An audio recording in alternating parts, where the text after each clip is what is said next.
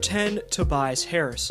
Back with the Clippers in the 2018-19 season, Harris established a reputation as one of the most efficient and versatile stretch fours across the NBA. In LA that season, Toby averaged career highs in points, field goal percentage, and rebounds, and now 2 years later in Philly, he's having another breakout season, and it's under the same coach in Doc Rivers. Helping the Sixers to the best record in the Eastern Conference, Harris has been the perfect outlet on the perimeter, spacing the floor for Joel Embiid and Ben Simmons by shooting over 51% from the field on over 15 shot attempts. Tobias has been Philadelphia's second leading scorer, putting up over 20 points per game. Number 9, DeMar DeRozan. To say the San Antonio Spurs get zero recognition would be an understatement, and because of that, you probably didn't know they currently are the number 6 seed in the Deep Western Conference. After spending half a dozen years as one of the league's premier traditional shooting guards, the league's small ball evolution has transformed DeRozan into an untraditional power forward over the last couple years, and he's been manipulating defenses at that position. The now 31-year-old DeMar is taking three-pointers again and is averaging just under 20 points, 7 dimes, and 5 boards per game, shooting the ball more efficiently than ever. The 4-time All-Star and 2-time All-NBA player Debo is posting career highs in both free throw percentage and assists, and has led the Spurs to a surprisingly impressive first half of the season. Number 8, DeAaron Fox. One of the fastest players in basketball, known for his slashing, has added a steady three-point shot this season. In his 4th pro campaign, DeAaron Fox is attempting a career most by far 5.3 attempts from deep and knocking down a career best 35% of those shots. But despite DeAaron posting numbers of over 22 points and 7 assists, the Kings have lost 8 in a row. And maybe if they hadn't been losing so much recently and Fox had a better supporting cast around him, then he'd be in the debate for a spot on the team.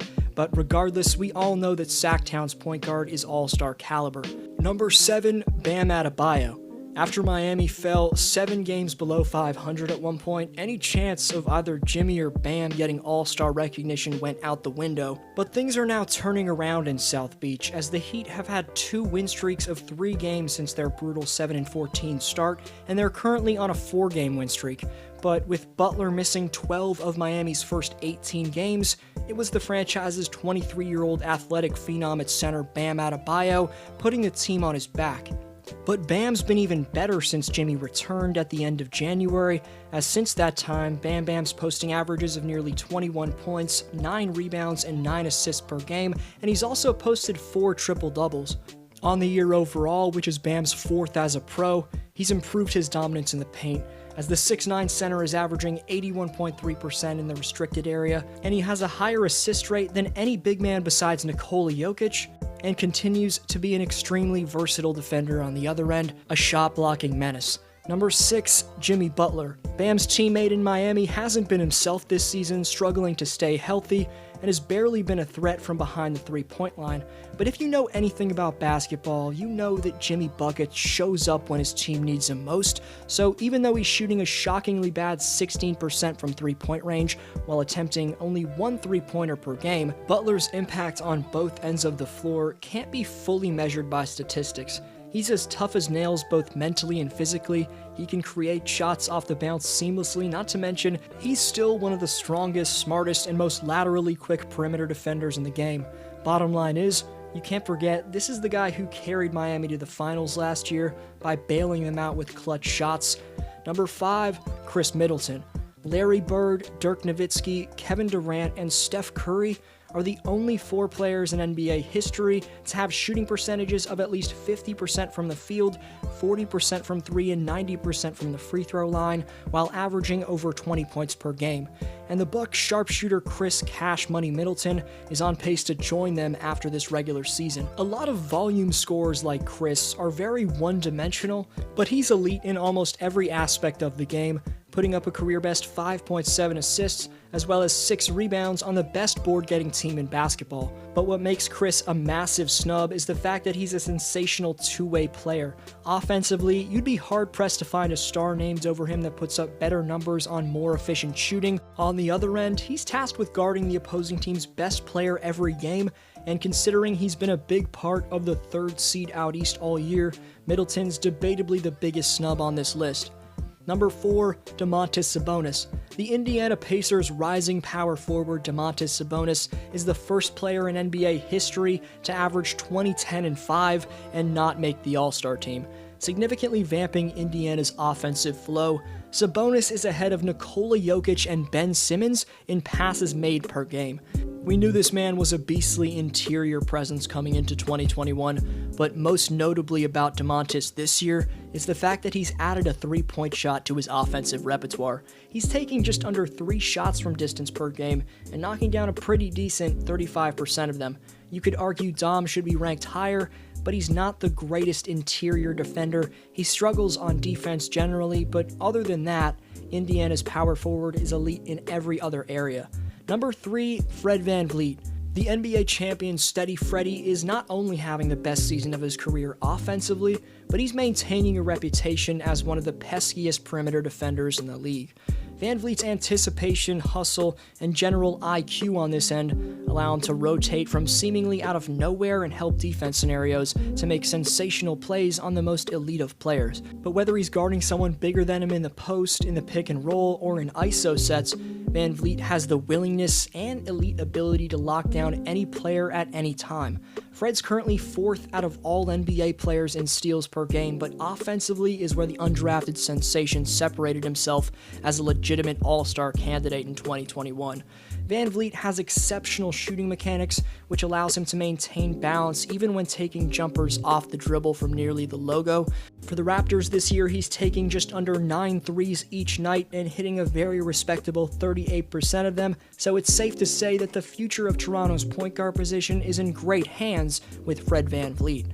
Number 2, Trae Young. Ice Trae's devastating combination of elite deep-range sniping and Hall of Fame-like passing ability make him an undoubtable top 3 player on this list. In the midst of a breakout campaign, Trae Young was selected as a starter for the 2020 NBA All-Star Game, and he was quite busy during All-Star Weekend last year, participating in the Rising Stars Challenge, the three-point contest, and then he put up a double-double in Sunday's main event.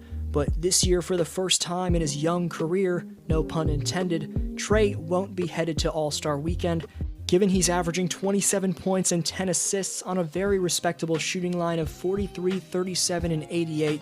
It's pretty damn insane that the former Oklahoma Sooner isn't making his second All-Star appearance. And considering Atlanta's competing for the playoffs for the first time in a while Trae's doing this, that also makes him an All-Star snub.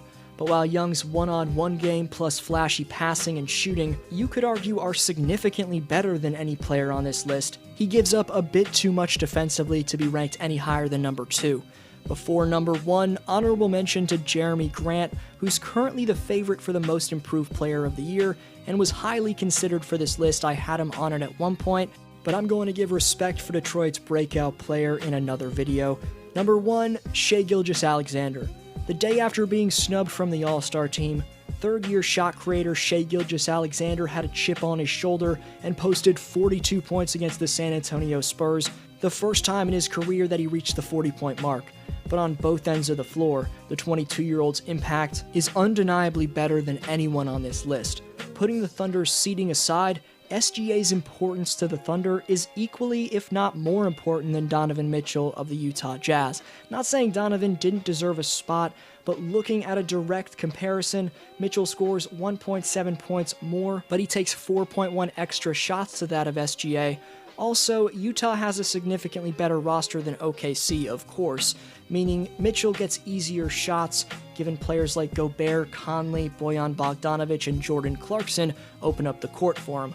More notably, SGA averages more dimes, boards, and steals than D-Mitch, yet it's the shooting efficiency that offers the best argument.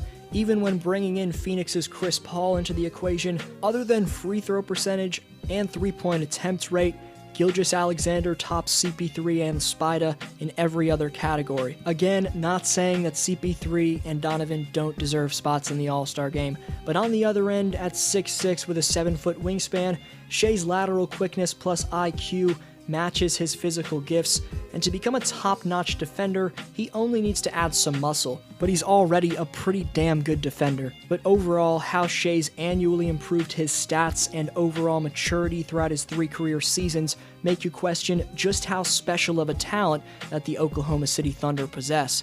So SGA's the best player not in the All-Star game, but that's just my take. Now I want to know your thoughts down below. Who's the best non-All-Star? Who's the biggest snub?